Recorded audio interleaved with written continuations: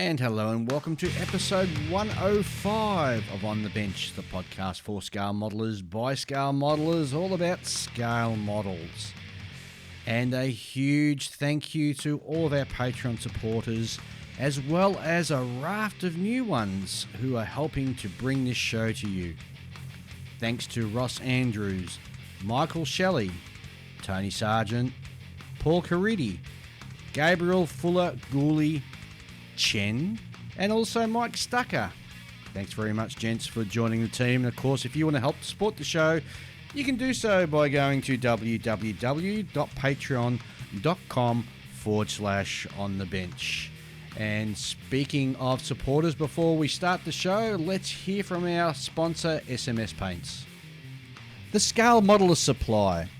Certified Australian made, Scale Model supplies a detailed range of premium acrylic paints that have been specifically developed to cater to the scale modeler.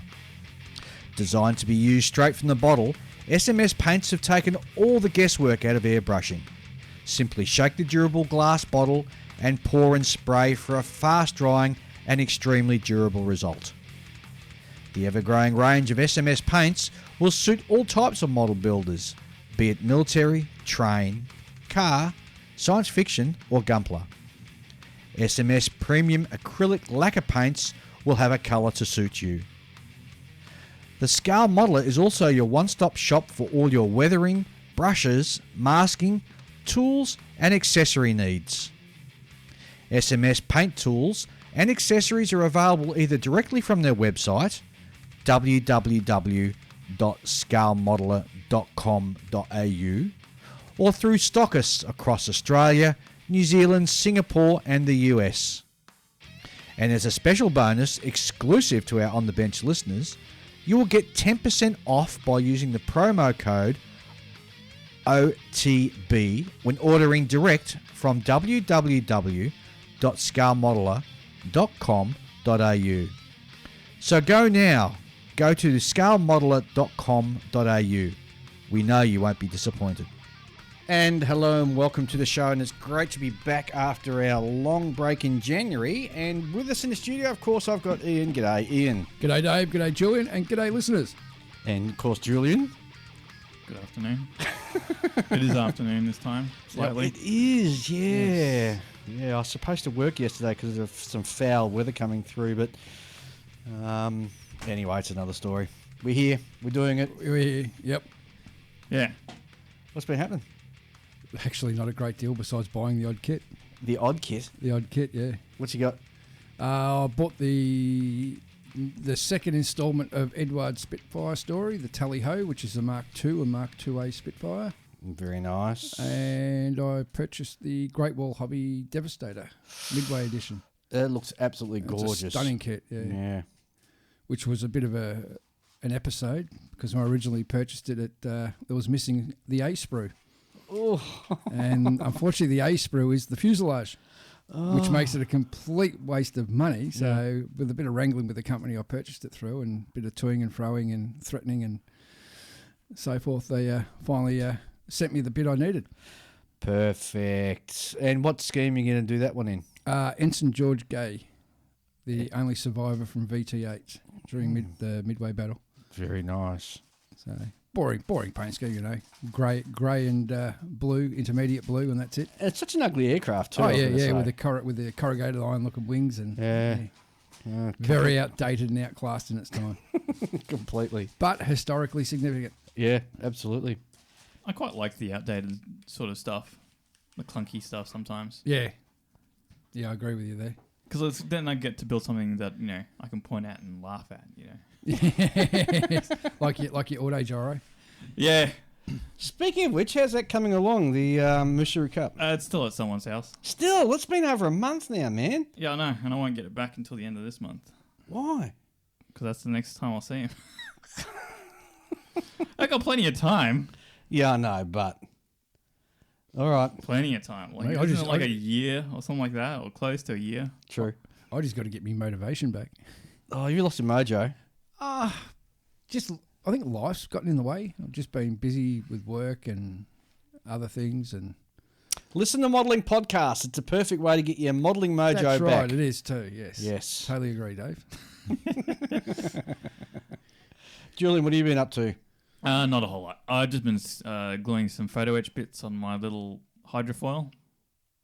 Oh, the Pegasus class, American Navy one. Yeah. Because because it's a kit from an aftermarket company. They've designed it in with that in mind. So, for example, there are a lot of little hatches on the deck. Yep.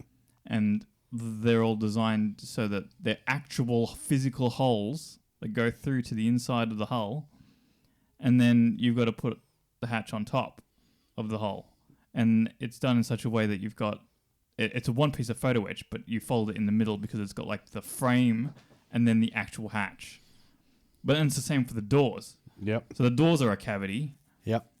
You know, and then you glue the frame, which has the door attached to it, onto that, and then you can either have it open or closed or whatever.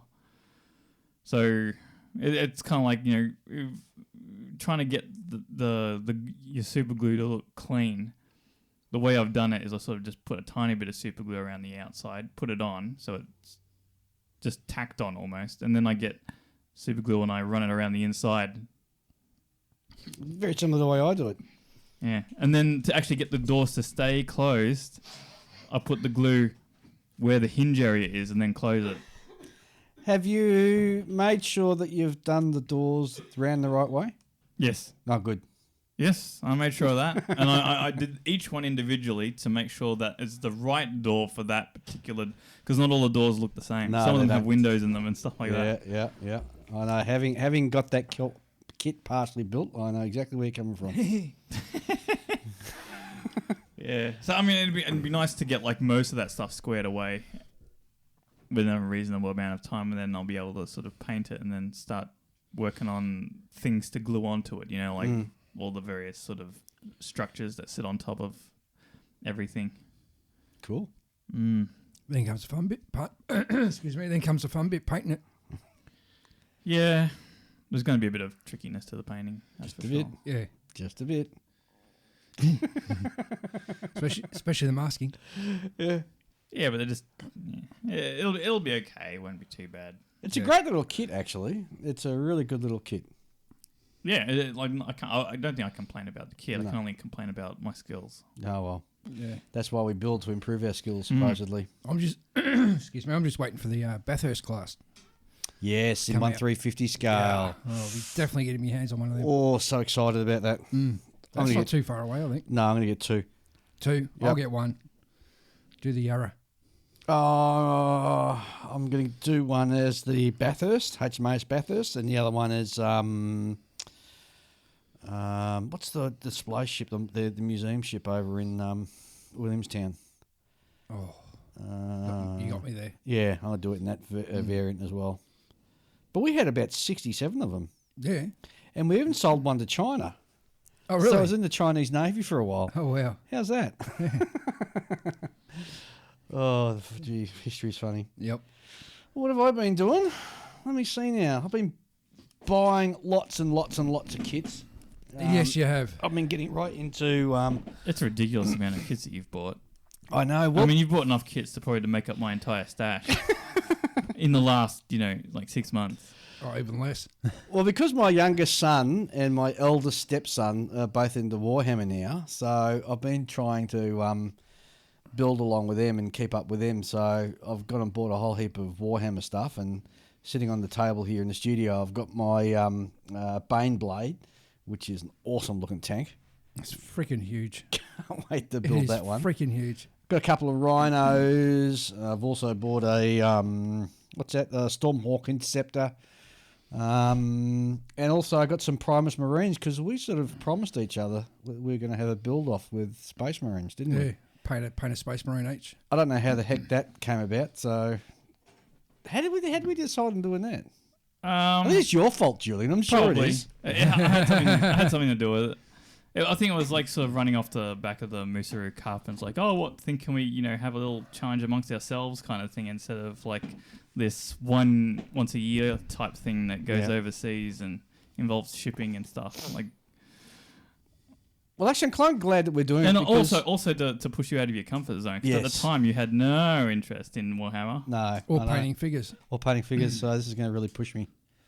And So- all I had to all it took was you to buy like what, bloody six vehicles from like the Warhammer franchise, and then go, oh yeah, that's right, there was that thing. Hey, maybe it's not so bad after all. And I got and bought the Codex for the Space Marines, and I've really, it's a dangerous shop. You walk in there and you go, I'll have that, Yeah, it is. that, and then the register comes up, ka-ching, and you go, oh my god, is it that much? Yeah, that's why I stopped when I was a lot younger. Just got way too expensive. Also, I was at Model Club a couple of weeks ago, it was last week, and one of the guys there had a Russian rocket launcher, Scud missile launcher. Scud missile thing. He had it in That was 35th. yeah. It was, no, it was the 72nd. No. It wasn't 72nd. Was it? Yes, Oh, well, and it was the Topol yes, that's right. from Zvezda. Well, I went and bought 2 Scud rocket launchers or missile launchers, and thinking they were different, but looking at both boxes, because they're both from Model Collect, but got different covers, and they're both exactly the same almost. So I've sort of got 2, and I don't know what I'm going to do about that now. Build them Can I have a both. look? Well, I can build one as a Soviet and one as an Iraqi one, I guess. So that'd be the way to go. Yeah, definitely. I finished my V2 with its launcher. Yes. Well, almost. I still got to weather it. Yep. So that's all built and finished now. And I was halfway through building one of my rhinos for when the my compressor died on Friday, on Thursday. It was making these weird sounds and just the paint wasn't flowing. Oh my God. So had to go and order a new one of them. So there's $200 later. Thank you very much. Where'd you order that through? Oh, B&A Hobbies. It'll get here tomorrow, Yeah. being Monday. How long So- did you have your compressor before it broke? You know, it's funny. Somebody else asked me that question. I think it's been about 5 years, but I bought that as an interim one to replace my other one that died, and the interim one, which has just died, it was just purely, it didn't have a reservoir tank, Right. and I've always been wanting to get one anyway that's got a tank on it, so or go back to having a tank on it. So that's what I've done. That with is this the one. way to go. Yeah. Definitely absolutely. is the way to go, yeah. Absolutely, a little bit more consistency in the airflow. Yep. So No, yeah, you don't run the risk of getting pulsation. yes, exactly right. So that's where we are with that. Definitely. Just thinking, what else have I been doing? I've done a lot of work around the house. Which doesn't, Well, that's definitely not modelling which related. doesn't really count for modelling work, does No, it? no. Not at all. And of course, we got a ton of mail in as well. Oh, I've got to tell you, the other thing I got too was the Krupp Rauma. Raumer. The Roma. Yeah. Would you call it a Raumer? Roma. Yeah.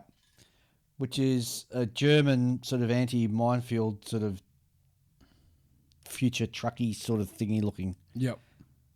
Did it? I don't know whether any of these actually got built or not. Yeah, yeah. They've actually got the what is it? The VSK F617. They've got one of those in one of the Russian museums. Oh, do they really? Yeah. Oh, there you Weird go. looking thing. There's photos of that thing. Actually, there's photos of both of them, isn't there? Well, see, this is again because I was at the club meet and one of the other guys got this and I thought, gee, that looks cool. So I went and bought it as well. You're like a bowerbird. I know. I've been really, and to think, Stick to a subject, Dave. and to think, this time last year, I sat in the same chair and said, my New Year's resolution is to buy any more kits for the whole year. Yeah. Yeah, you're not even constant scale when it comes to armor now. No, I'm a bit all over the place. See, the rocketry stuff has brought me back to 1/72nd scale, which Kentucky Dave will be extremely pleased about. But some of my other tanks are all my Aussie armour stuff is all in Well, the 135th. 135th. question is, would you, if you were to go and build an aircraft, would Yeah. you go to 72nd? It's funny because I had to go into the local hobby store yesterday, and wow, it was jam-packed. It was jumping. There, One down the road from me. yeah, man, there were a heap of people in Yeah, there. it's a pretty popular store. And I saw a B-52. And I thought, Really? Yes, because I had it ringing in my ears. Because I sent you a link to a B52 in what we've been referring to as Dave's scale, 144. And you're like, no, I'm not really into that. This doesn't interest me, you said. And what's that, B52 172nd? Well, I thought it was 144 scale, so I thought, and I had those words of Julian's ring in my ears, so I thought I'll go and buy it. But it's a H model, which they didn't use in the Vietnam War anyway. I don't think they did anyway. I don't know. But a closer look, it was the Italeri 172nd scale one. I thought, nah. They're a big plane in 72. Yeah. Huge. What also tempted me, though, they had the new Hercules there from Svezda. Yeah. Oh, jeez. Nearly pulled the trigger on that one. That's a big kit too. You're getting pretty trigger happy lately, haven't you? I've been very trigger happy lately. I don't know what's going on. I hate to look at my bank balance. I'll just ignore the bank balance. I just go back. That's a scary thing when you ignore your bank balance. I mean, geez, you're only on this earth for one trip, so what the heck? And you know the thing, Dave? You can't eat plastic. Well, yeah, I know. You can't take it with you and all that. No. You can try and eat plastic. I mean, all the marine life out there are having a good go at it. At least we're not throwing it in the sea. We're keeping it. I'm thinking I might, because I've finished watching the whole series of the Vikings, so I might have a Viking funeral and have all my models all stacked around me and just cremated like that.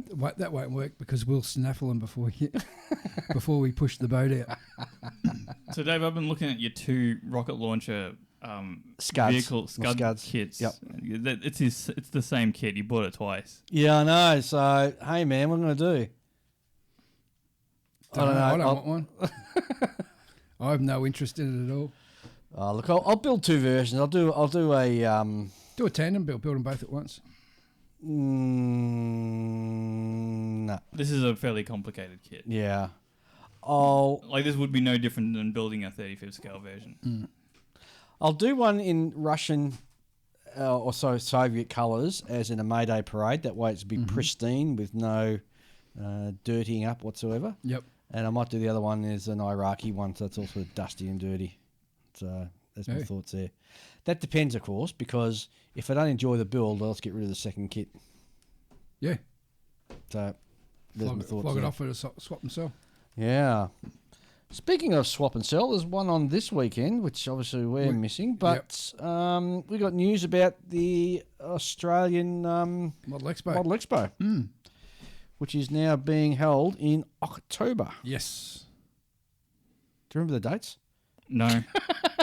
That doesn't help us. No, I don't. Dave will have to look I'll it have up. to look it up now. So, So it's only going to be running for 2 days rather than 3. yeah, No that's swap, right. No swap and sell. No swap and sell. 30th and the 31st of October 2021, and it's still going to be held at the usual location.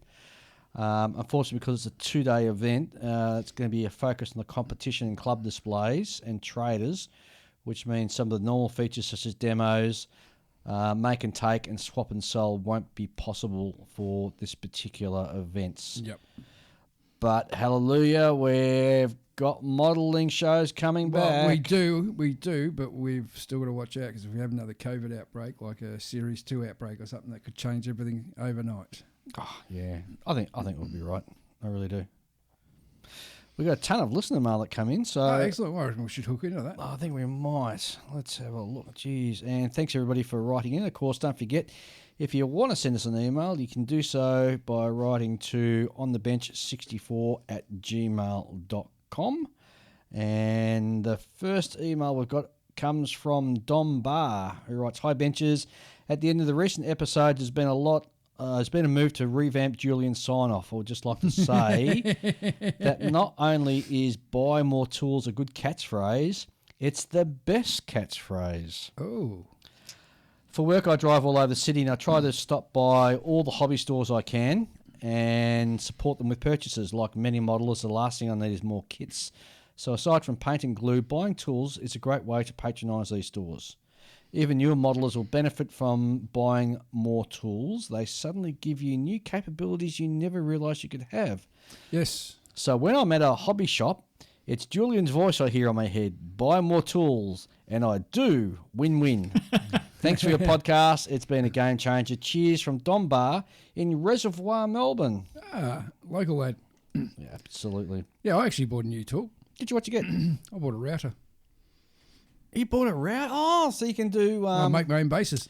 well done. Hey. And funnily enough, the router, it's only a handheld router. Yep. Because I don't need anything bigger than that to do model bases.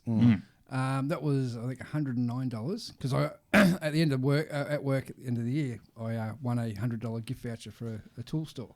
Oh. So that was $9 for a router, Gee, that's cheap. but it didn't come with any of the bits. Oh, so I they're bought expensive. bought a box of bits, $145. The bits were worth more than the router itself. Because that's the actual part. That's the tool. Correct. Yeah. Have you got a table you got it set up on so you can just... Oh, we're going to do all that because Yeah. I still want to get myself a little drop saw. yeah. So that means I'll be all set and I can just make my own bases Cool. from now on. Save myself a heap of money. Roger Foss writes in, says, G'day, gents. Congratulations on your 100th episode. Thank you, Roger. I can say that I not only look forward to each new one as it drops, I mind the old ones because I know the new ones were worth my time. Regarding why the US no longer has an indigenous injection moulded plastic model company, I can think of two reasons off the top. First of all, the startup is fantastically expensive, and B, labour is expensive. Mm-hmm. By the way, the US used to lead the world in manufacture and sales of new cars. We don't anymore, etc. That's fair enough as well. The US is now more a service-based economy than it used to be, much like Australia as well, Correct. for that matter. And trades mostly on strength of the dollar as a means of both staying relevant and solvent. Certain hobbies, like model trains, still do well, but lots of others have drunk hemlock because of the niche of the market they belong to has dried up and blown away. Yep. US still dominates in certain areas, but there we are. Anyway, sorry for going on so long. I cannot be made to shut up sometimes, but this seems at Oh, we all least have that problem. relevant. Here we do. Thanks, Roger, for that. That's great. And understand certainly where you're coming from in regards to that. Let me see. Andrew Lantz writes in, Hey guys, I just wanted to make a comment on episode 101. In it, Julian commented that you should delete your early episodes because they were bad. And I tend to agree with that. Yeah, me too. But Andrew says, I found you guys very early into your run, very low single digits, and I thought that your early recordings were great and hooked me on the podcast. You have definitely improved, better sound, better editing, and better back and forth between the hosts for sure. I love you guys so much that I kept listening to you during my modelling hiatus and hadn't touched or looked at a model for over a year. Wow. Anyway, just my 2 cents worth. I really enjoy the show and listening to your evolution. I've re-listened to your entire library a couple of times while doing marathon sessions on the bench. Andrew. Well, Wow, thanks for that, Andrew. Yeah, that's great. Yeah, Great absolutely. to hear. Wow, that's a super fan. It is, yes. Needs a certificate. Oh, gosh. Now, this one comes from Cosmo. Cosmo? Signs off as Cosmo. With Kramer? No, not Kramer. Although you never know. Hi, Well, he's a guys. fictional character, so I do know. Well, you never know. There are people actually called Kramer. No, It's a real Cosmo name. Kramer, you know? Yeah? Okay, well, just as long as you're getting it. Oh, okay. Hi, guys. Julian absolutely deserves a call sign. As you know, call signs come from one of three sources. Number one, a play on your name, such as Lieutenant Packer had a call sign of Fudge. 2, an act of buffoonery, such as another Lieutenant Navy friend of mine who tried to relieve himself in a bath bag while flying an F-18 Hornet and missed the bag. His call sign was Squishy. Oh, yuck. Or number 3, a physical attribute such as the US Marine Corps pilot whose call sign was Grinch. He wasn't green, but otherwise he looked just like the cartoon character. The other key ingredient is if they hate the call sign, it sticks. If they embrace it, pick another one. So in the light of my 2 suggestions for Julian are either old timer, because he says old timey so much, or howler, because he absolutely positively refuses to admit he makes jet noises with his model airplane. Black Cloud and Mr. Happy came in a third close, fourth place. Cheers from Cosmo. Well, Thanks, it can't be the Howler one because, I mean, the examples that he gives are of things that have happened to people, and you can't give me a name based on something that I haven't done. Well, I quite like Oldtimer because the nickname is opposite to What you are. to what he is, Yeah. and he's a young'un, so called Oldtimer. Yeah. There you go. There you go, old timer Julian. He's sitting there with his arms crossed and his eyebrow raised. Well, the reason I'm sitting with my arms crossed is because I can't put them anywhere else that's reasonably comfortable because There's so the many way I've got kits on the table. well, I can't have because I'm at the end of the table and because I've got a very taut cable for my headphones, Yep. so I can't be any further away than this. Otherwise, I'd be sitting in a more comfortable position. Get an extension cable. I need a bit more length here. Oh, gee. John Victus writes in, is the title of our podcast based on the 1957 Neville Shute novel and the subsequent 1950 film On the Beach, I should say. Well, no, it wasn't, but gee, it's damn clever, isn't it? And the funny thing is, sections of On the Beach were only filmed down the road. Yes, that's right. The whole movie was filmed in Melbourne. Yes. Apparently, Ava Gardner called Melbourne back in the 1950s the arsehole into the world. And I'll tell you a funny story about that. My dad didn't help situation. Oh, why? Did your dad involved in the movie, was he? My dad back then was doing air conditioning repairs, Yeah.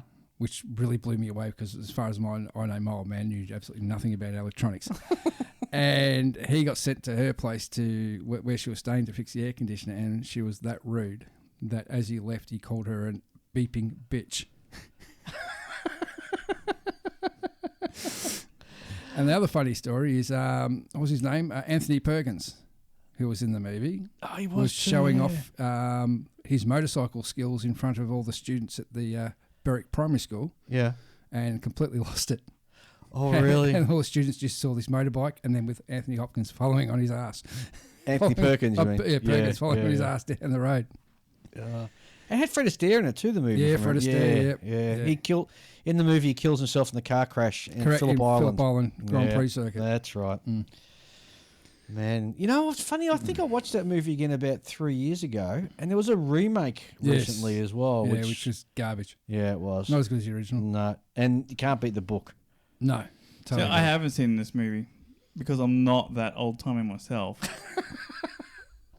It's a great movie because it's inspired by the potential for the world ending through nuclear nuclear war, I should say. Yeah, Okay. And the last bastion of humanity is left in Melbourne, Australia. because Okay. the radiation cloud's coming all the way down from the northern hemisphere, slowly killing everybody as it goes into the southern hemisphere, which doesn't make sense because I don't think that the winds would be able to. Yeah, well, back then they had no idea. Yeah, well, that's true. Yeah, Okay. back then they did science fiction shows where if they wanted to shoot each other, they just pop open the portal of the spaceship, pull out a revolver and start shooting.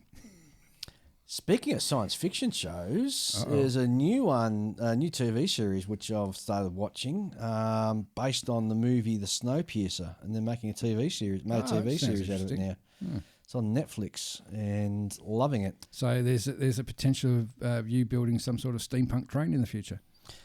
Well, you know what? if I can't wait to make fun of Dave for being a train modeler.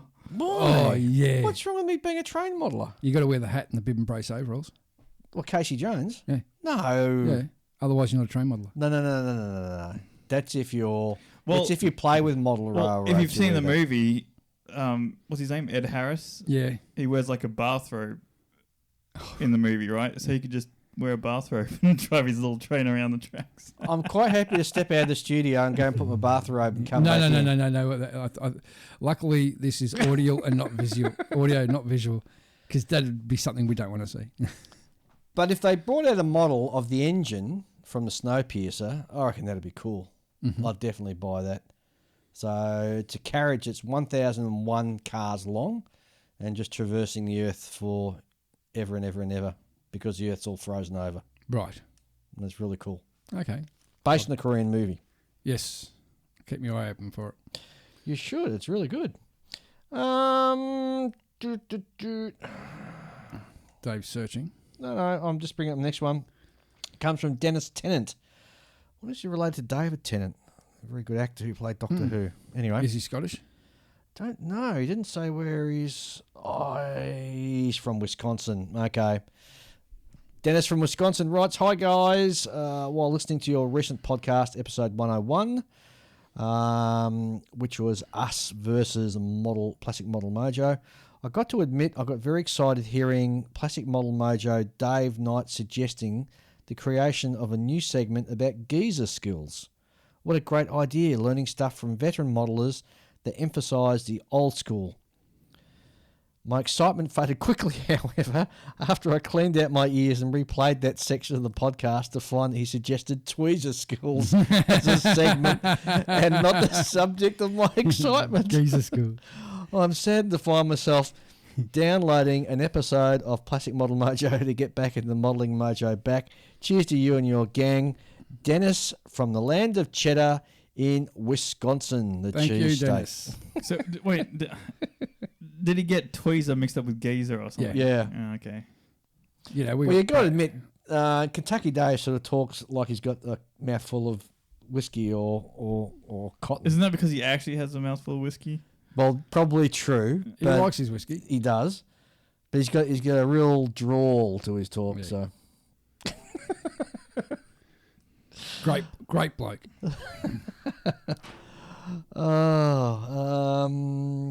Where's the next one? Oh, that's right. Oh, here we go. I got a really good email from somebody. Yep.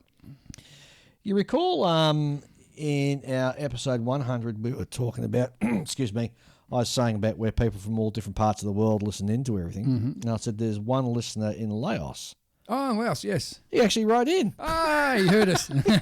Fantastic. He says, hello, gentlemen. I'm a long-term Australian resident of Laos and I am the cause of your statistical anomaly known as your Laos listener base.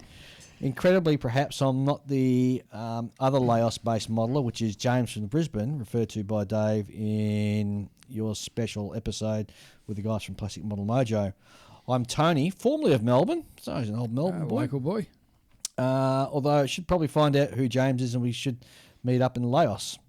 So he's just mentioning that he got dumped there in 1999. Well, he wasn't dumped. He actually went over there for work and he fell in love with as happens, he fell in love with a local over there and fell in love with the country. And he says, I love listening to your show while I'm at the bench and I hope one day to meet you in person on one of my future trips to Melbourne. I might even bring you some Laotian beer. Oh, that'd be yes. good. Yeah.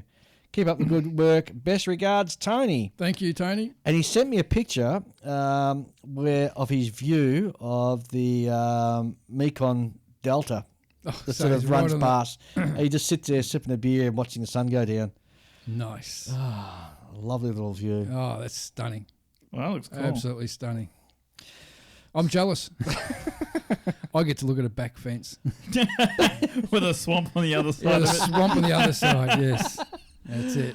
But it's so good to hear from, Yeah. I always wondered about that. So, yeah, that came up as interesting. All right. Paul Cardy writes in. He says, Hi, Dave. I've been smashing through your old podcasts in between fortnightly stuff and came across the Lincoln Wright episode in number 60. After the intro and release of new stuff, you introduced Lincoln Wright, who was going to talk about Gundam and the like, and I was about to fast forward but decided to leave it on as background noise. I ended up replaying the interview. He was so entertaining, captivating, and so absorbing. I went to his YouTube page and subscribed. For those who listen to your podcast late and pick it up, as I have, and backtrack, this for me is one of the best aspects.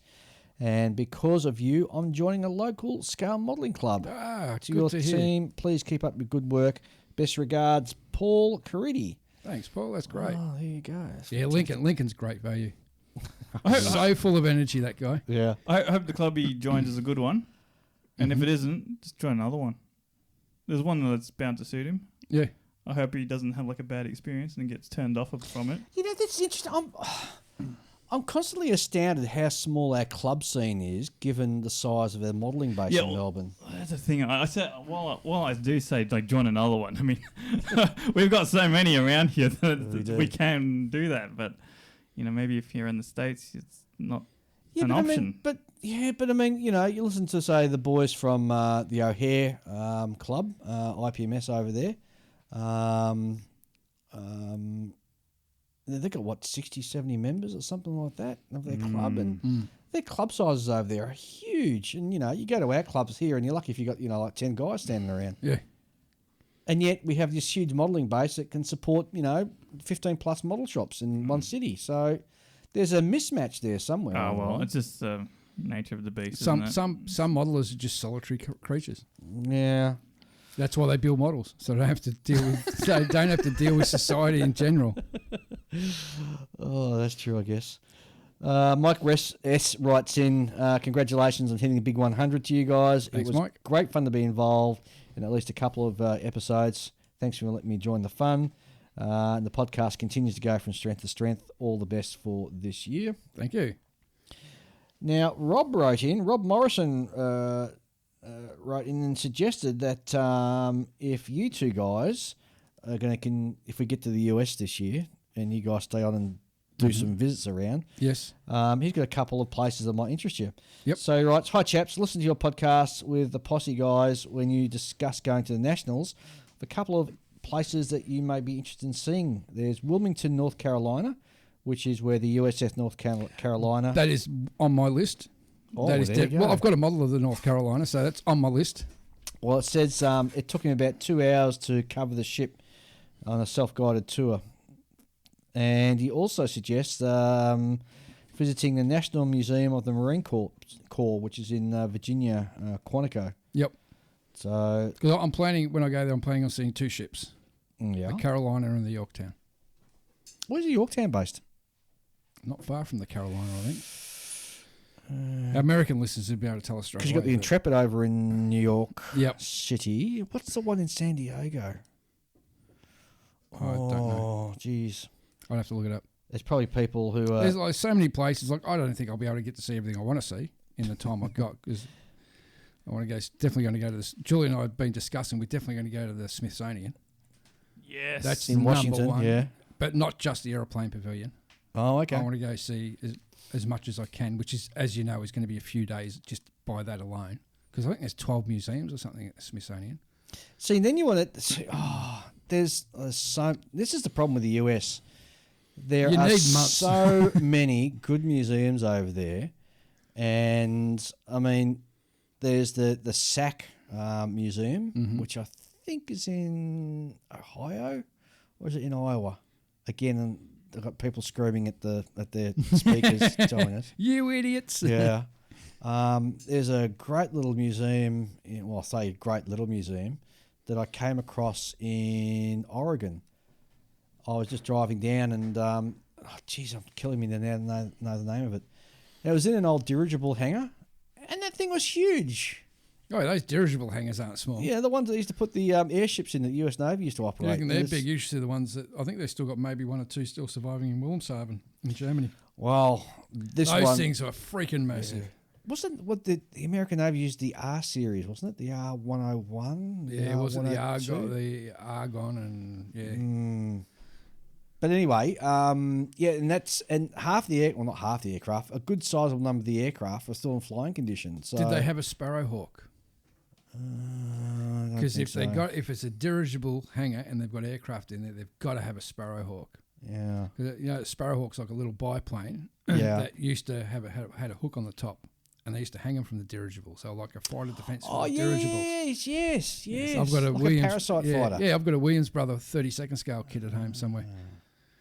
And what I love about those sort of museums is, and I don't know whether it's just a US thing or not, but they've got a different philosophy to museums. Unlike, say, the big ones like the Smithsonian, you can actually walk up to the side of the aircraft and put your hand on it, you know? And I've always maintained that history should not be viewed behind the velvet rope. You got to smell it, touch it. Yeah, I know what you mean, but then you run the risk of what's happened to flak bait. Yeah. There's big sections of the flak bait that's just bare metal. from just people constantly touching. Yeah, touching look, and just wearing away the original paintwork. Yeah, and I get that. Maybe they should have a section touch here or something like that. But I mean, another great museum is the there's lots of examples of that stuff like that. Yeah. There's a lot of talk about here about tourists that go around and deface, like scratch their names in coral reefs and things like that. Yeah. There's always one idiot out there. Yeah, exactly. It's always like there's going to be people who ruin it for everyone. Yep. And there's if it's the original paint, maybe keep it behind a velvet rope. Yeah.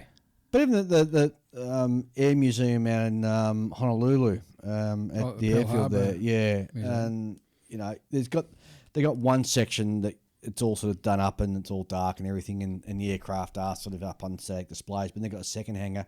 You can rock out there and just run up and touch, and you can hug them and do whatever you want to them, and whatever sort of takes your fancy. I could just picture you with your arms wrapped around an undercarriage leg. Well, they had a pig there from the Royal Australian Air Force. Yes. It was sent over there. Yeah. Well, remember he doesn't have that much of a thing for aircraft. Oh, but he I doesn't do. have a thing for ships. So I can imagine him doing the riding the cannon thing, like from that music video. Oh, doing the shirt. Yeah. Oh, but not With the dressed. stockings No. on. No. If you thought Borat and his one piece was bad, Dave in one of those stockings would be even worse. Have you been to see the USS Actually- Missouri? I have a number Hey, of did you want to know times. something, Julian? You put Dave in a body stocking, he'd look like a ham. Is it Trust Ham or is it? Yeah, trust a ham. Oh, you're terrible, Muriel. Nowadays, got this visual. Oh, I do. Well, he's going to book his second trip back to the States any day now. Yeah. No, I'm not going to book my trip until I get the actual injection, the vaccination. Then I'll book. Yep. And the government still hasn't allowed us to travel yet. No, that's right. So, Whether or not it happens, because if it's too late, well, then we'll have to leave it for a year. no, I reckon. Well, yeah, if it's too late, yeah, absolutely, I agree. But Because you need a certain amount of time between booking your ticket and getting on the flight. well, yeah, Unless you're willing to pay double the price. yeah. But I'd imagine that prices are going to be cheap. I think. Yeah, they're going to be trying to encourage more people to fly Yeah, again. definitely. Yeah. So yeah, we've got some options open to us. Mm. Dan Knoffel writes in, "Hello, my son and I would like to congratulate you guys on your 100th episode. We enjoy listening to the show when driving around town and when building. We have definitely learned a lot and been encouraged to try new things, and we'd like to learn. And it's also been interesting to learn the Aussie slang."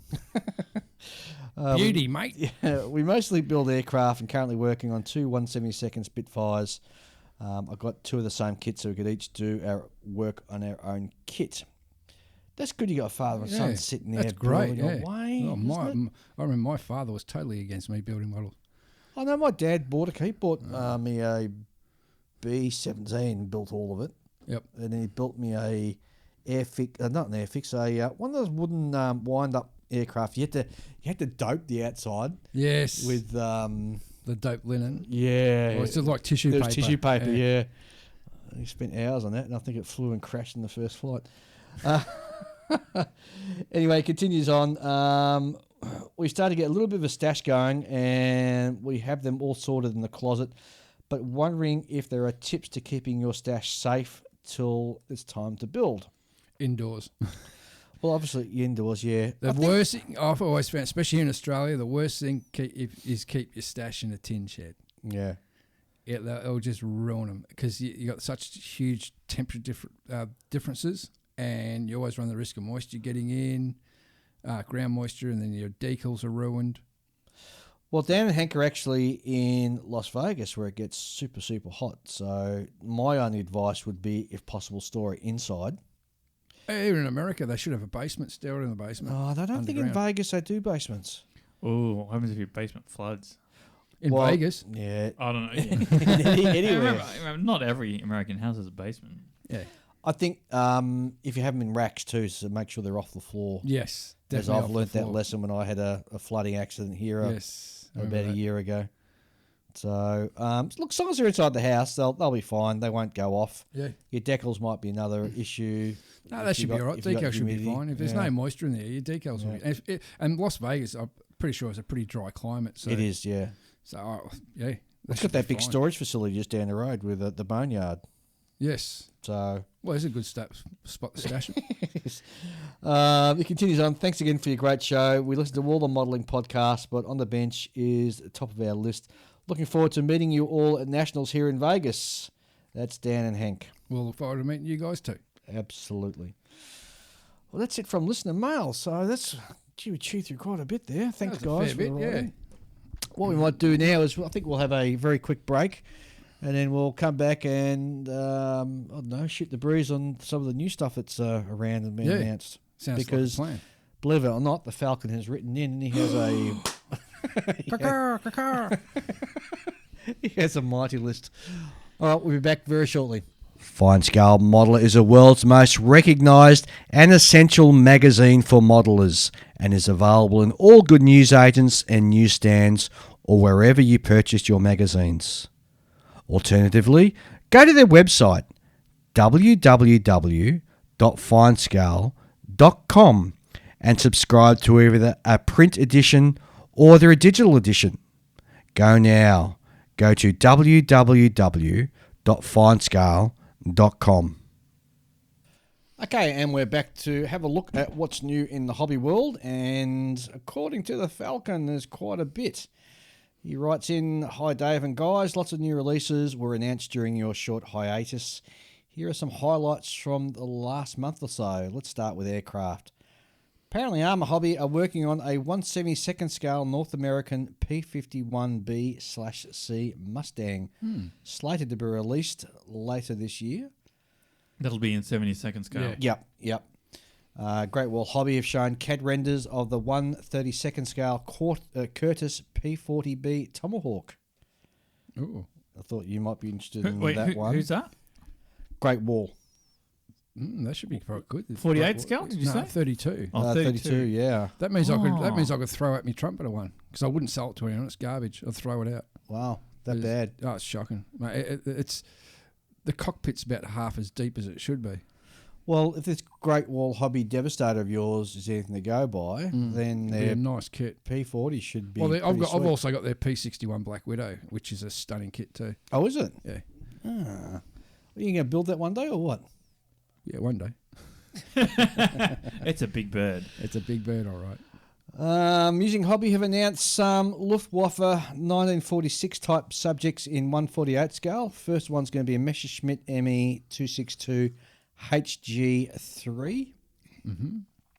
Junkers 187 Super Stuka. Oh, I know that one. Yeah, What does that one look like? it's kind of like a Stuka that's been built with the rear end upside down. Ah, yes. I And think the tail faces downwards. yeah. That's weird. And a Messerschmitt ME 329 heavy fighter bomber. That'd be Ooh, interesting. Yeah.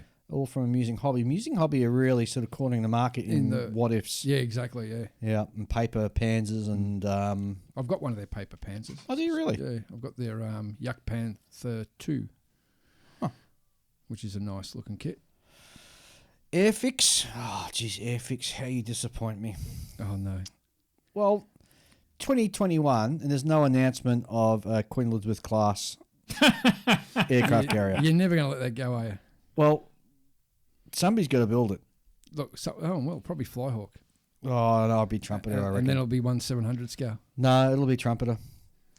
Anyway, Airfix have announced their new tool announcements. First of all, in 1/72nd scale, it's going to be a Hawker Tempest and a de Havilland Mosquito, both in 1/72nd scale. There's going to be two new 1/48 subjects, a de Havilland Vampire F3 and a de Havilland Canada Chipmunk Trainer. And if talk forums or anything go by, the Chipmunk will be a big hit in the UK. Oh, definitely. Yeah, it's causing a lot of chatter around the place. Australia actually looked at the Chipmunk, and there's one still in Australia that we actually purchased from de Havilland. Yeah. And I think it's still flying. it is, yes. Yeah, I've seen it a few times. Because we were going to use it as a trainer, then we went to build our own. the wind geel. Yeah, built the wind geel, yeah. Mm. Which I actually saw 3 of them fly over yesterday. Oh, did you In really? Vic, Vic formation. Sound great, don't they, with those Yeah. radial engines? Yeah. ICM have released their 2020 catalogue, and there is a lot to be excited about, apparently. Oh, yes. In 72nd scale, and this is the only one in 72nd scale that have been announced so far, a MiG-25 PU Foxbat C. That's the twin seat, isn't it? Don't know. Yeah, I don't know, yeah. Yeah, I'm not too familiar with them. But even in 172nd scale, it's It's going to a be big kit. big kit, yeah. I remember as a very youngster, I built the old Hasegawa one in 172nd scale, and the thing was twice as big as an F-16 nearly. Mm. It's a huge Well, aircraft. F-16 is pretty small. Yeah. But until you walk up to one, and then they're quite a large aircraft. In 132nd scale, still on ICM, there'll be 2 kits of the Bell AH-1G Cobra late this year. Mm. Interestingly, Australia's announced that they're getting rid of the Tigers Good. and going with the Apaches. Smart move. We're buying 29 Apaches, which should be in country by 2025. And just going to see if they just stick with the green that's used on the Chinooks or go with the Oscam pattern. I reckon Oscam would look cool. Yeah, it would. Wonder why their Chinooks only are in the green. Now, I've asked this question before, and I think it had something to do with the actual paint that they use. Laziness. I'm going to go with that. Someone couldn't be bothered masking. So what scale is the Apache kit? No, the Cobra. Oh, Cobra, sorry, Cobra. 132nd. 32nd? Which is a good scale to do That's a good helicopters. scale. That's yeah. weird. Why is that? Well, because a lot of choppers are done in 35th scale. Nowadays, yeah. That's a good point, Julian. You sure that, Mind you, there's not much difference between 35th and 32nd. there's enough difference. I can tell a difference when they try to pair like some 35th scale like Jeep with a 32nd scale 109 or something like Yeah. that. It just looks weird. Mm. I'm pretty sure the Falcon wouldn't have got his numbers wrong. No. You might. Still with ICM, in 148 scale, there are going to be kits of the Ryan Q-2A and the Q-2C Firebee target drones. Ooh, interesting. That would be very interesting, wouldn't Mm. it? Also, 2 versions of North America's Bronco, an OV-10A and an OV-10D Plus. And we will finally see a 148 kit of the Douglas B-26 Counter Invader, the B-26K. Oh, the K. Yeah. Yeah, it's got a lot of people talking. Because they were used in Korea? Korea, yeah. Yeah. Yeah, everyone wants to do Special K. Yep. I wouldn't mind getting one of their the AB series and doing a Second World War one, late war. Mm. I reckon that looked pretty good. Still in 148, but moving on to World War II, ICM will build 2 versions of the Gotha. The Gotha 242, the 242A assault glider, and a 242B twin-engine transport. And also closing out the 148 scale list is the Bristol Beaufort torpedo bomber. What Mark Beaufort? Doesn't say. Yeah, that's going to be interesting, isn't 'Cause it? I'm still waiting for someone to bring out a Mark 5 or higher. Because no point me even attempting to do anything earlier, because if I want to do RAAF, and there's got to be Mark 5 or higher. Well, according to the Falcon, ICM are still holding back on a few announcements, so there might be some more excitement in our modelling future, gentlemen. Oh, good to hear. Tamiya have announced an all-new 148 scale McDonnell Douglas F4B Phantom 2, which looks terrific, but the price...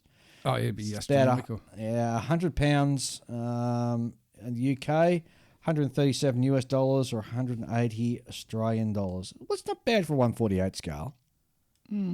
Considering my Baneblade tank here cost me $180. Yeah, but that's Games Workshop. That's always expensive.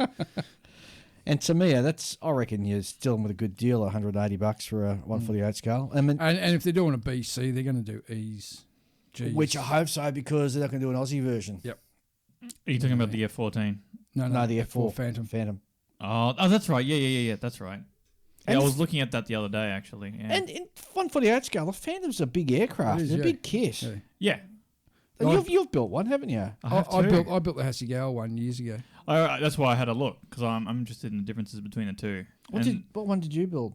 What kit manufacturer? Zuke Mura. That's a D, isn't it? Is that a D? I've forgotten now. In any case, it was the Vietnam era one. Mm. And notable differences is, I think, to me, it probably got like that shape issue at the back, where the fuselage sort of slopes downwards to the tailpipes. Yep. That was an argument against the Zuke Mura one. If you cared, I didn't care. Yeah. And it's supposed to be more gradual slope, and it's not. It's more of a sharp slope. Yeah, all right. So hopefully Tamir's got that right. But I can already see like an improvement on the canopy itself, because if you look at the canopy, the part for the forward canopy runs all the way down, becomes part of the fuselage, and runs all the way up to the nose cone. All right. Whereas with my one, I had to do a little tiny bit of puttying in and around it and stuff. Yeah. Get to snuggle in nicely. I hate that crap. That's why I'd rather have like a larger piece of canopy there that I can work with. Yeah, so you don't have to worry about blending the actual glazing into the fuselage. Yeah, that's right. Hobby Boss have announced aircraft releases for March, and these are both in 148 scale. Firstly, we have an FA-18E Super Hornet, and hold on to your hats, gents, a CH-47A Chinook. Ooh, 48 scale. That's interesting. Clearprop will release a new boxing of their still very new 148 scale Curtiss H-75N. The new boxing will cover aircraft from the Air Force of Thailand. Lots of variety in the marking options as the Thais changed their national insignia several times during the H-75's career. Excuse me. Dora Wings will soon release the first of their 48 scale Savesky P35 family. First off the rank will be the Swedish J9 version. Dora was showing the final CAD renders for their 148 scale Curtiss CW21 fighter, which looks to be not too far away. And So Dora, they're bringing out a CW21. Yeah, those little lightweight fighters they built. Yeah. Oh, great. and Dora will also be doing one in 1/72 scale. Cool. Dora Wings may also kit the CW21B as used by the NEIAF. That'd be one I'd buy. I thought it might be. That's definitely Pacific Campaign. Yes, but these are held up because they can't find any information about the interior of the wheel wells. So if anyone can help Dora with this, please get in touch with them. It's interesting that they're actually putting out to the Weberverse some... Yeah, well, the thing when you're talking about Dutch aircraft, they were specifically built, and a lot of times the colours and instrument panel setups were different to the standard export units. Oh, really? I found that out when I did my Buffalo. I had to use bits from Navy to Marines and exports, and then mash it all together, change the cockpit colours to what I was told, and it was a bit of mucking around, but come up looking good. Sounds like a lot of mucking around. It is a lot of mucking around, but if you want to do that specific genre of aircraft, you got to... Bren Gun and Sabre kits are both kitting the Henschel HS-126 in 1/72 scale, and Sabre kits are also releasing. Let's not forget, it's going to be an ex-Helia kit of the Moraine Solino. Hang on. Ex-Hella. Ugh. Ugh. Hella. Don't call them Hella for nothing. No. Armour. Let's move on to armour. Sure. Ace Models, who specialise in 1/72 scale, have announced an AMX armoured personnel carrier comes with photo etch and vinyl tracks. Ugh. I don't know. Some of the vinyl tracks nowadays are pretty good. No. Not like the old school. No. Academy are also to release a new 1/35 scale kit of the Leopard 2 A4 main battle tank. And ICM aren't just kitting aircraft. There are also a few of their 1/35 scale armour releases for next year include the FCM-36 French light tank in German service, an FCM-36 with crew figures, a Marder 1 tank destroyer based on the FCM-36 hull, which looks like to be an ongoing theme with them, Yep. and the Laffey V15T French artillery towing vehicle. Have you seen what that thing looks like? No. It looks like a truck that someone has welded a Jeep nose to it with shopping trolley wheels. Oh yeah. I've It seen is that the thing. most bizarre looking thing. I saw it for the first time last week. I've never heard of it till this got released and had a look at it online, and I spent the next 5 minutes wiping tears out of my eyes. It is the funniest looking thing. I reckon whoever come up with that idea was definitely on the LSD. Yeah. So basically, it's got like a really long nose, which is not what you want for something that can traverse like rough terrain. Yeah, that's got what- those little wheels at the Yeah, front. those little wheels at the front. Because it just looks like a flatbed nose truck, but with like a Jeep bonnet and set of wheels welded to the front. It just looks weird. It's a lot smaller than you think it is. I Oh, think. is it? Yeah. Yeah, I think if it's a thing, if it's the vehicle I'm thinking of, I was looking at like a few of those sort of weird French trucky type things, and I remember one of them being like weirdly small than it would appear to be. Mm. Interestingly, ICM have also announced in 1/35th scale they're doing a water closet. Yep, you heard right, an outhouse in 1/35th scale. This is truly the that golden complete age with, of modelling. Is that complete with the little crescent moon in the door? The crescent moon in the door. Don't know. When did that become like? I don't know how like that became a thing. Like some guy decided to cut a little crescent shape in it, and I then suppose everyone was that way like, you can well, see- "That's a dynamite idea. I've got to put one of those on mine as well." I don't know. Moving on to Tamiya, they've announced in armour range a completely newly tooled 1/35th scale SD KFZ2, a Klein's Kettencraft Rud with 3 figures. Also coming soon is a 1/35th scale Panzer IV F2/G. Ooh.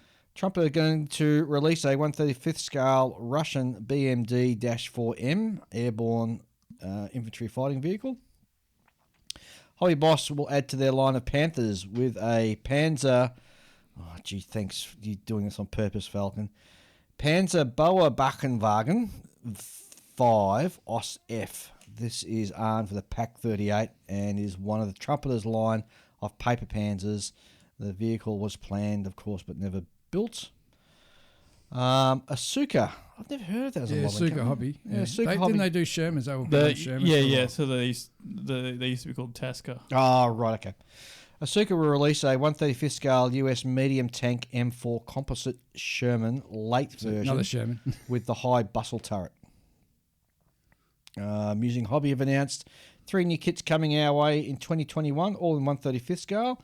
There's an IDF shot car Gimel with battering ram, a 104 Centurion in Swedish service, and an FV221 engaged. The Scottish accent says the Falcon by calling it a Carnarvon. Carnarvon. Oh, there you go. AFV Club will release another variant of their 1/35th scale Husky. The new kit is going to be the Husky Mark III WMMD with integration arm, which is a vehicle-mounted crane to investigate and remove IEDs. Should see a few of them on the purchasing of them because that's quite an interesting vehicle. Gecko Models have announced a few new 1/35th items in the first couple of months, and firstly we have a US Cushman Model 53 scooter with the M3A4 utility handcart plus 3 paratroopers. Next up was a Schmitter M Mark II, I should say, the Tess, which was used in Afghanistan by the Brits. And then, of course, there was a British air portable fuel container Mark V. Finally, in what will be a very, very welcome news for modelers of British armour, Gecko have just announced a Daimler Mark I armoured car. Well, there you go, Dave. Jeez. There you go. You build it, they'll manufacture it. In ships, Trump have announced a 1/200 scale kit of the German Scharnhorst. Scharnhorst, I should say. Scharnhorst. My German's not very good. Name. Civilian vehicles, to me, have announced an all-new tool Datsun 240Z in 1/24th scale. Yep. Which is less than a month or something after I bought mine, the Ultima kit. See, we're both getting done on that one. No, we're getting let this be a lesson to the listeners, right? Let this be a lesson that all it takes is for you to buy something reluctantly because it's the only kit and it's a terrible kit or something like that, and guaranteed there'll be a better one. Yep. Just after you've bought it. I fell in that position.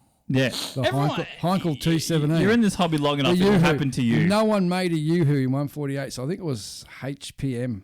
Did one in resin, complete with engines, vac form, photo etch, and it cost $1 squillion. And I was about 3 weeks into building it, and then Tamiya released theirs, and it's like, wow. And mine's still sitting as I left it all those years ago. Airfix will re-release their classic but old 1/32 scale kit of the Jaguar 420G. Mm-hmm. And finally, the Falcon would like to acknowledge the passing of modeler Mark Brands.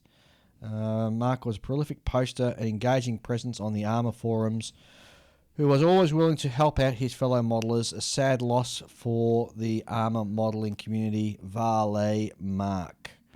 So there you go. He said it's good to be back for this fortnight, and it's good to have us back on the airwaves. So thank you very much, Falcon. Yes. You know, I was just thinking of the two ship kits that I would love to see. So the first one in styrene would be a 1/350 scale USS Ward. That's long overdue. Yes. 4-stacker. That was the one at Pearl Harbor that sank. Mm-hmm. Was it 4-stacker? Yes, it sank the Japanese submarine. Correct. Even before Fired the first shot of the US Navy in the Pacific War. Yes. And interestingly, now where did I hear this? So the captain of the USS Ward on that day, he was later on another ship later on in the war, and the USS Ward was still battling around. Anyway, she got hit or damaged or something and decided to sink her. The guy who actually sunk her from the other ship was its ex-captain who had been on that beginning of the war. That's quite good, because if anyone should sink it, it should be him. Yeah. And of course, again, I'm just going to say it, the Queen Elizabeth. Aircraft carrier. Okay. Yeah. Eventually you'll get there, Dave. Eventually someone will make it for you. And eventually I might even care. Look, for me, I'd be happy for someone to bring out a Beaufort Mark 5 and 48 scale. I don't think that's going to happen. So happy. Anytime soon. Yeah. The only people who care are Aussies, right? Oh, I think the Brits used the Mark 5s as well. Yeah, they did. It's just got the different nose. So basically, I think it's mainly the nose and a few other bits could be. Yeah, I think your only hope is an aftermarket manufacturer doing it. I've got a vac form one.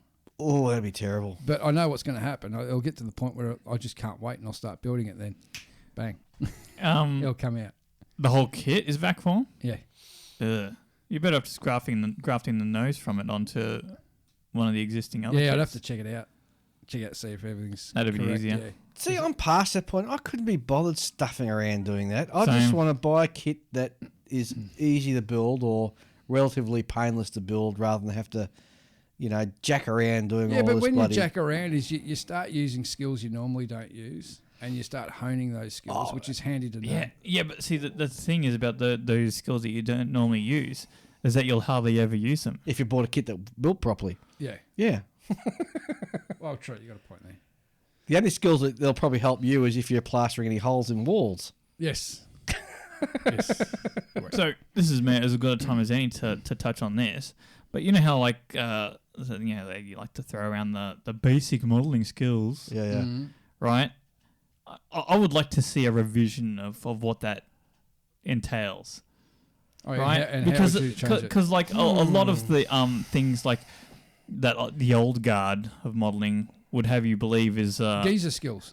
Yeah, like geezer skills. Like yeah, you would need like for example, they would say that you must know how to like empty half a tube of putty on a kit because it's so bad that you've got to like fill everything.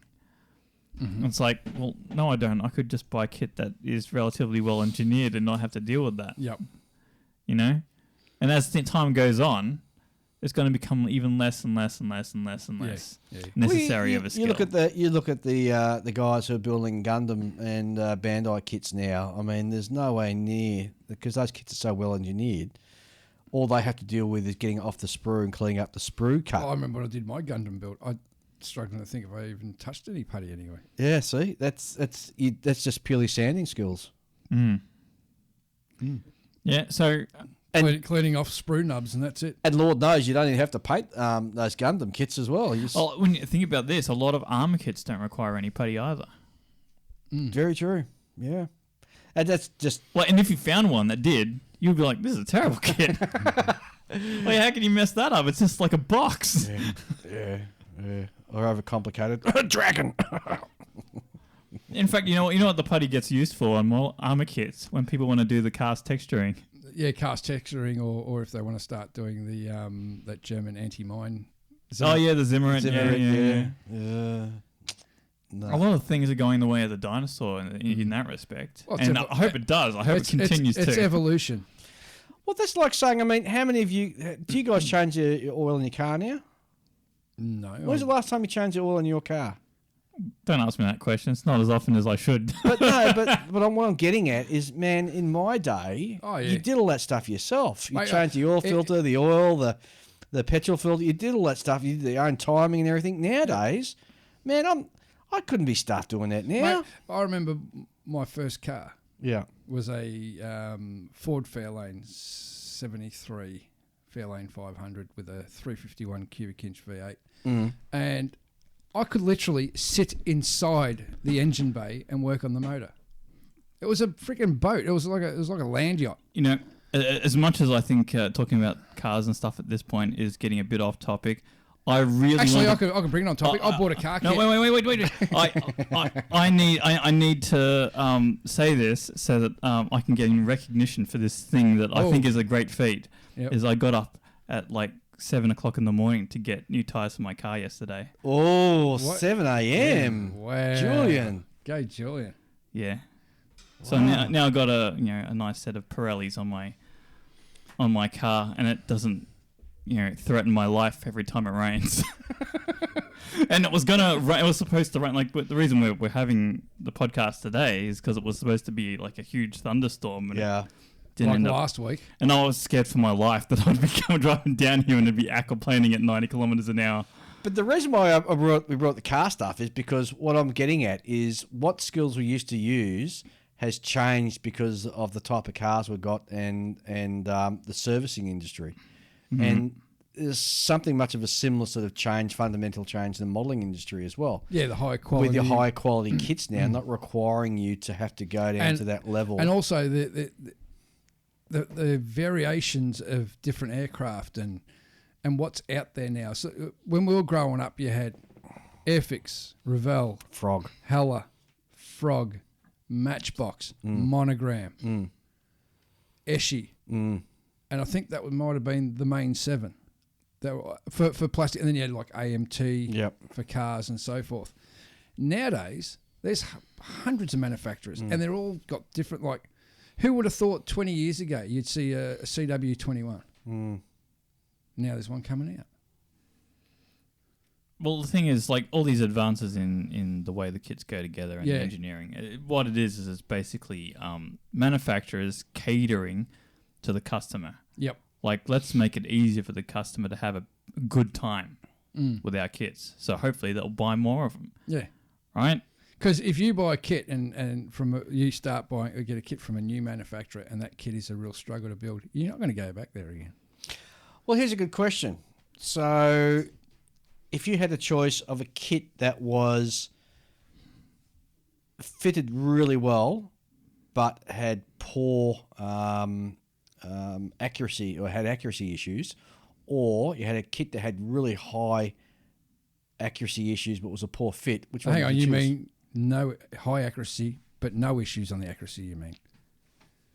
What? No, you just said if it had high accuracy issues. Good, okay. So good fit, poor accuracy. Yep. Bad fit, Good accuracy. Good accuracy. I'm Which glad kit you would picked that buy? up because I saw the direction he was going in, and then I just sort of skipped the rest of it in my brain. I didn't actually listen to what he said. Yeah. But no, I would go for the latter. I would go for the one that's going to be a bit of a challenge to build, knowing that it's going to be more accurate to the... Yeah, I mean, like I think we all place a Easy slap together. high emphasis on accuracy to some degree. Well, we do. In a way, we are semi... Well, you're semi. I'm pretty full on when it comes to rivet counting. I like them to be as they were. I'm a bit more forgiving. Yeah. Yeah, I'm a bit more forgiving. I mean, sometimes I just like. I also for me there's like a priority list. You know, there are issues I can ignore, and there are issues that I can't ignore. Yeah. Yeah. Like I would really love to build. Well, I forgot what it's called. The TU2. Yeah, the TU2, Mm-hmm. the Russian twin engine thing, and because the actual face of it, the actual nose of it looks is great. wrong. I can't deal. Which brand? This is Zuntong models that are now called Zantong models. and they're now called something else. Bobcat. All right. Yeah. Not a great company, not a great kit, but it's the only one, and no one else is gonna, because they've made it. No one else will, right? Everyone's going, oh shit, I don't want to get like a half the slice of the precious T2 market, so I'm gonna stay out of it. Yes. I've got a PE2 in my collection, Oh, but it's not the Zvezda that kit. huh? It's not the Zvezda kit. Well, I have this Zvezda kit, and it's a source of great regret for me. Oh, is that bad? No, it's good, but guess who reboxed it like a year later? Who? Edward. And they put all the great decals and everything else with and it. all the resin and photo wear. Oh, yeah. Yeah. So now, knowing that I've got the lesser version of what I could have had, not, I mean, like it was a limited edition, so it's not like I could get it now anyway. Yeah. But Well, speaking of like buying kits that you can only buy the one kit of, and the detail's not that great, I recently purchased a new car kit. Oh, do tell. I got a 1965 Barracuda, but the Hurst Hemi under glass was where they stuck the big Hemi motor in behind the driver. who makes this kit? AMT. Okay. It is It's not very kit. basic, Yeah, very yeah. old, very basic. But who else makes a Hemi under glass? Yeah, but I mean, like, it almost doesn't matter because, you know, the standards for car kits across the board haven't improved much over the last 40 years anyway. Yeah. I mean, the difference between, like, even a Tamiya kit's great, but it's not that much greater, Yeah. right? Yeah, true. You got it. With Things are a car little kit- bit cleaner, things to get together a bit nicer, but Mm. there haven't been any huge engineering No. leaps. No. I just want to come back to the what Dave was saying before about the with the accuracy versus ease of build and fit and blah blah blah, and getting more customers to buy more kits. Yep. If you think of your Tamiya Spitfire that you built, that Yep. you're always raving on about how beautiful kit. how it just went together like a dream and it was over so quickly. Can you imagine how many kits they would sell if every kit was like that? People just, plowing through kits Yeah. one after the other because they're all just a dream to build. Yeah. They'd sell The like hybrid 5 group. times more kits than they do as it is. Exactly. Yeah. Totally. Couldn't agree with you more. They'd be rolling in money. Yep. Yes. Yes. No, I couldn't agree Wait, what more. have you been doing? Nothing. Because you've basically been doing something over there in the corner, and then you turned around and said, yes! Well, Like you'd been paying attention the whole time, but you haven't. you caught me out while you're sort of gibbering on there. I've been just writing the sign off for this episode. Where'd he go? Well, you guys are having a great conversation. I thought I'd just let you go. Yeah. Well, what I was saying, Dave, is that I heard you. okay. Well, there you go. And you just yes. That's that's your contribution to the conversation. Well, it is. I can multitask. I can write and listen. No, at the you same can't, time. because the fact that you didn't say anything and then just said yes at the end of it indicates that you can't multitask. Hey, I've got an announcement that I can't let go, just to change the subject very quickly. Sure. Sorry. On the back of their success of their group build for the Ryefield T34/85, Plastic Posse podcast have announced another group build. This time it is going to be a TIE fighter, and it can be any scale, any manufacturer. So for those of you who have never built one of those and want to be part of a group build, mosey on over there. Get the pun, mosey on over there. Right. And join the group. Now, because I, like much how you weren't paying much attention to the last conversation, I also wasn't paying much attention when you were rattling off a lot of the new kits. Yeah. Did it happen to mention that Armour Hobby are bringing out a 48 scale Hurricane? No, that got completely missed by the Falcon. Yeah, it would, wouldn't it? Yeah. I'm going to start calling him the Penguin. Yes. The Penguin. It's a bit of a bias sometimes. Yeah, so Armour Hobby generally, that's ARMA. Yeah. They do a really nice. They've already done a Hurricane kit, haven't they? In 72nd. And it's meant and to they're be known for their absolutely 72nd scale kits being absolute winners. Mm. Absolute winners. But now they're bringing one out in 48th, which is something that I would consider building. Because, if you want to build a Hurricane, it's actually not, you're actually not too well served. There's like a... Hasegawa. Yeah, well, there's the Hasegawa kit. I think there's also like an Atelieri. Did Tamiya do one? Well, apparently the Italeri kit's really nice. Oh, yeah, I okay. know a few people that have built the Italeri kit, and they reckon it was a great kit to build. Yeah, Which really surprises me, because I've it- always heard bad things about Italeri. Isn't that because there's also like an Airfix kit? And Yep. and the only reason why people aren't going Atelieri is because there's another kit that's worse than it. See, I've been bitten on the bum so many times by Italeri kits that I'd struggle to pull the trigger on another Oh, one. yeah, me too. Mm, Me Mhm. too. I really have. And Hella as well. That's Oh, another They're one. kind of in the same boat, aren't they? Yeah. It's like they're I reckon Italeri's the next... comrades in but, mediocrity. But at least Italeri has recessed panel lines on a lot of their kits.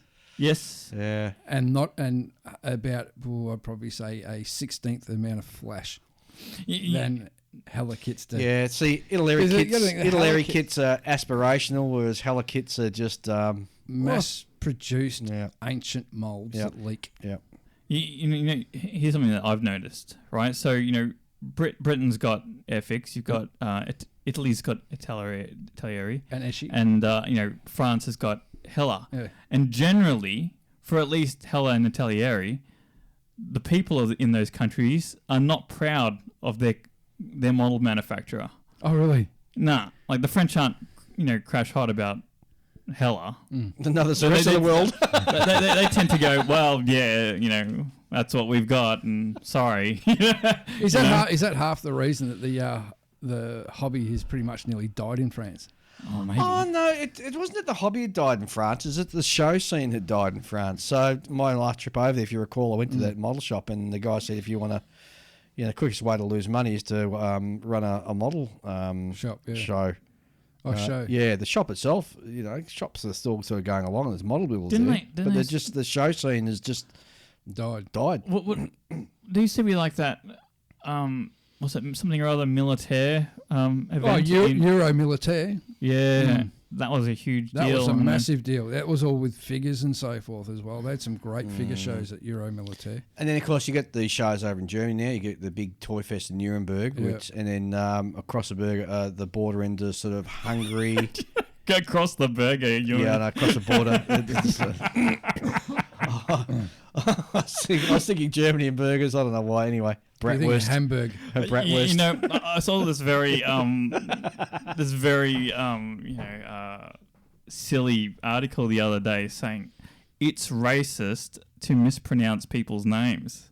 And when I read that, I immediately thought of you, and I thought, How can it be racist to mispronounce someone's name?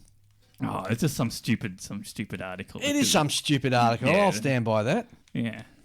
Well, it did get a chuckle out of me because as soon as I saw, I'm like, oh, jeez, if that were really the case, then David would be going to the gulag. Yeah, ain't that right, Dave? Yeah. We. All right, I think we better start wrapping that up. It's not bad to be back. It's good to be back in the seat again, isn't it? Yeah, even though the show was just us talking. Yeah, it was. One quick announcement before we sort of round off is that there's been a demise of a podcast which I used to listen to quite a lot. They're tested by Jamie Savage and his team. They've He pulled the pin. decided to pull the pin on their podcast called what's it called? Now he's got to find it. I gotta think of the name of the podcast now because it was. It wasn't called Tested. It wasn't called Tested. No, they hadn't Because made. Tested was a YouTube channel. Yeah, but they hadn't made a name for the podcast, and that was the ingoing joke for years and years and years. Mm-hmm. They didn't have a name for it anyway. But we're talking about podcast. Don't of course forget to listen to our fellow. Oh, geez, I'm having trouble with my tongue today. Let me put it back in. Our fellow model podcasters. We've got the Scale Model Podcast out of Canada, Plastic Model Mojo, Plastic Posse Podcast. The new one on the block is the Model Geeks Podcast. Yep, And great out of bunch of guys. Yes, and out of the UK, Just Making Conversation. So don't forget to tune into those guys. And speaking of that, we had a hookup with all the participants of the podcast on community. Zoom the other day, didn't we? That was a great 4 hours of talking BS and drinking a lot. Like, I normally don't drink at 11 o'clock in the morning, but after watching them guys in Tennessee sipping their whiskey and their bourbons, like, I'll join the fun. And I swear by the end of it, I was a bit lightheaded. But it was a great afternoon. It was great. It's sort of like a mini community within the community. It is, isn't yeah. We all gel off each other and Well, ask silly questions. I feel it's necessary to point out that this was not a recorded. No. No. So don't go thinking that it's recorded and uploaded somewhere. It's not. No, it's not. It's not. Well, it was good to be involved in it. It's not something you would want to spectate. You know. Nah. It was just a bunch like. I think it was a Kentucky Davey was just sitting on the couch watching sport while yakking to us. I can't remember who was doing what. So the only one that I think that was working, that I could see working, was CJ.